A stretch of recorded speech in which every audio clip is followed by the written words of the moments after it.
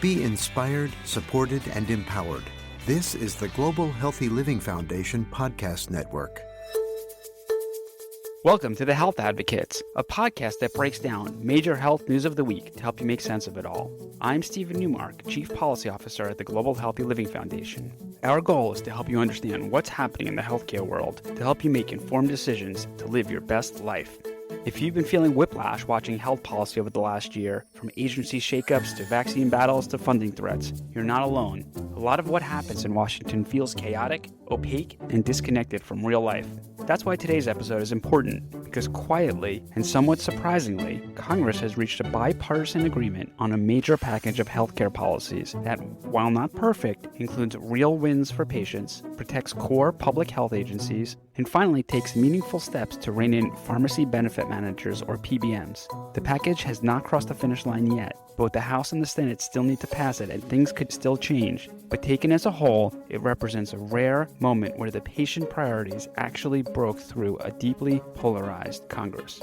So today, I want to walk you through, first, what's in the bill, what it means for public health agencies, why PBM reform is such a big deal for patients, what's missing from the bill, and what to watch next. Let's get into it.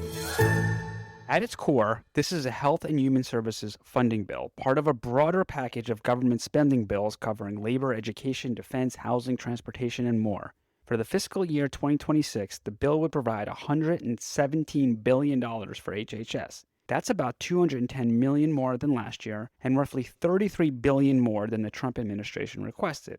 That matters because earlier this year, federal health agencies experienced what many described as slash and burn cuts during the opening months of the administration's second term. Remember the good old days of DOGE? There were serious concerns about whether core public health institutions would survive intact. This deal doesn't dramatically expand health spending, but in the current political climate, holding the line can be counted as a win. Even lobbyists are saying that flat or modest increases now count as victories.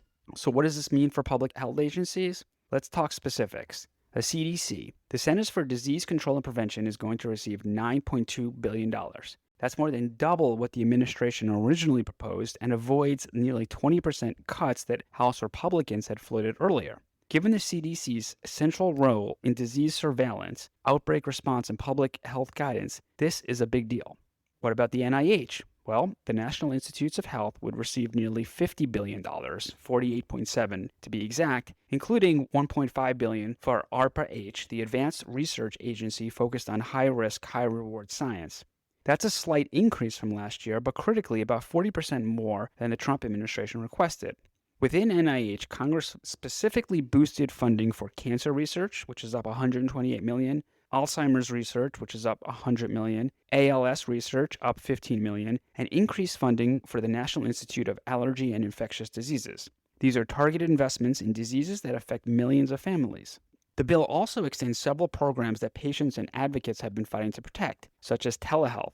It includes Medicare telehealth flexibilities to get a 1-year extension.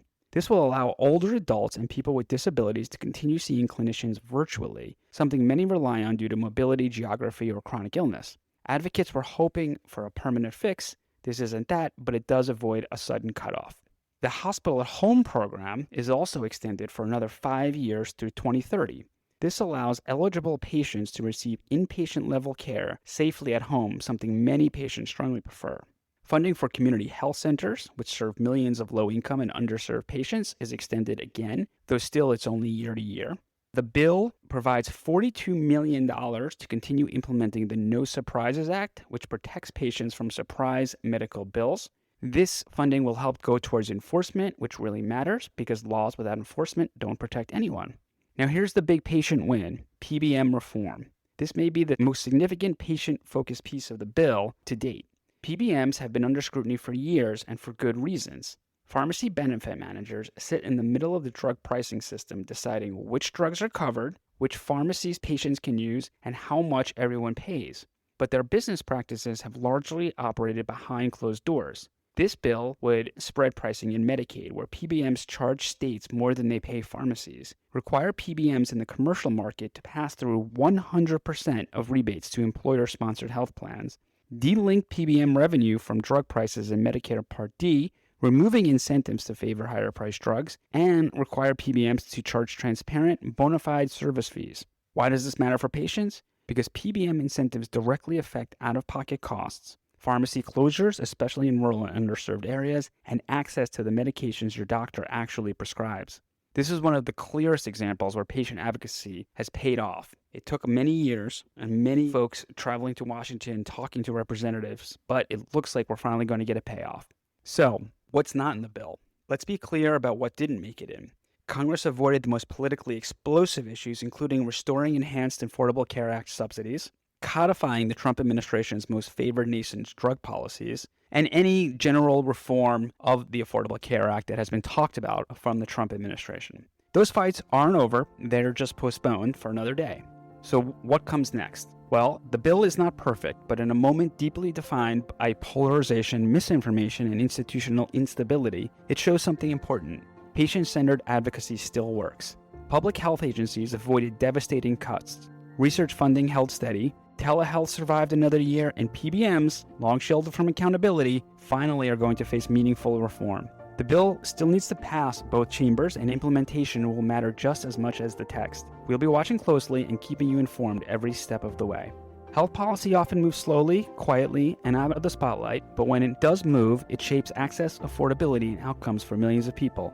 This week's developments are a reminder that progress is possible, especially when patients, caregivers, clinicians, and advocates stay engaged. Before we wrap up, a quick reminder, it's still not too late to get your seasonal flu or COVID-19 vaccines. Staying up to date on these shots helps protect you, your loved ones, and your community as we march on in these colder winter months. To learn more about vaccine recommendations and find reliable sources for patients, visit ghlf.org/vaccines. Thanks for listening to The Health Advocates, a podcast that breaks down major health news of the week to help you make sense of it all. If you found this episode helpful, please leave us a rating or review and share it with someone who cares about healthcare policy. And be sure to follow us wherever you get your podcasts. You can find all of GHLF's podcasts at ghlf.org/listen. I'm Stephen Newmark. We'll see you next time. Be inspired, supported, and empowered. This is the Global Healthy Living Foundation Podcast Network.